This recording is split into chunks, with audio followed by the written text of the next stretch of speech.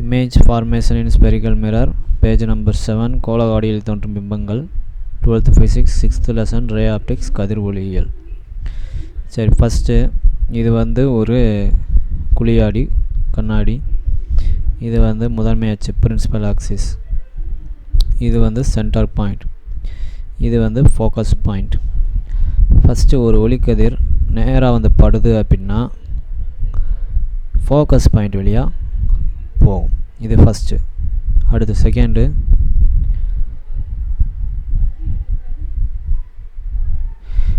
வந்து ஒளிக்கதிர் நேராக வந்து பட்டுச்சுன்னா ஃபோக்கஸ் பாயிண்ட் வழியாக போகும். அப்போ ஃபோக்கஸ் பாயிண்ட் வழியாக பட்டுச்சுன்னா நேராக போகும். எப்படின்னா இப்போ இங்கே பாருங்கள், இது படுற பாயிண்ட்டு. இப்போ ஒளிக்கதிர் வந்து படுற இடத்துல ஒரு நார்மல் லைன் வரைவோம். எவ்வளோ ஆங்கிளில் படுதோ அதே ஆங்கிளில் ரிஃப்ளெக்ட் ஆகும். இப்போ ஒளிக்கதிர் படுற இடம், இப்போ இந்த பிளேனுக்கு நார்மல் லைன் வரையணும். இப்போ பிளேன் வந்து இங்கே வளைஞ்சிருக்குன்னா அப்போ அது வரைகிற மாதிரியே வரைஞ்சிட்டு போய் இந்த பாயிண்டில் அப்படியே ஸ்ட்ரைட்டாக போயிடணும். ஸோ அப்போ பிளேன் கிடச்சிடும் இந்த பாயிண்ட்டோட.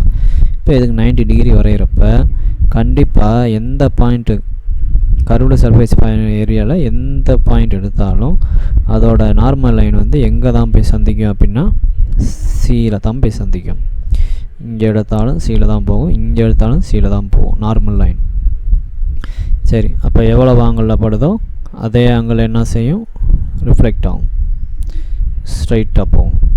ஸோ நேராக வந்து பட்டுச்சுன்னா ஃபோக்கஸ் பாயிண்ட் வழியாக போகும், ஃபோக்கஸ் பாயிண்ட் வழியாக போச்சுன்னா நேராக போகும். அடுத்து தேர்டு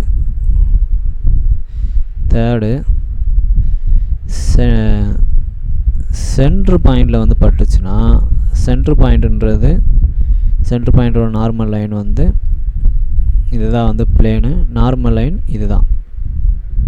ஸோ அப்போ எவ்வளோ ஆங்கிளில் படுதோ அதே ஆங்கிளில் ரிஃப்ளெக்ட் ஆகும். அடுத்து